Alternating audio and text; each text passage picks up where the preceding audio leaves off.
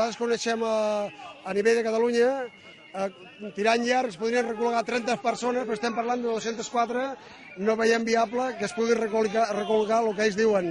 I les prejubilacions que diuen, és evident que tenim un cert tipus de persones que tenen cap a 60 anys que dintre de 4 dies estaran jubilats pel seu pes.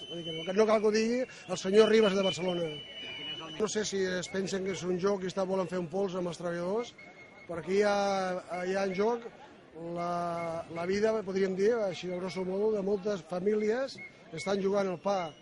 Llavors demanem a l'empresa, a la direcció d'empresa, que se'l rumiï, que som una empresa solvent, capaços de produir, i que el plan de viabilitat, que no és cap plan, que s'ho repensin i que nosaltres volem seguir mantenint els llocs de treball.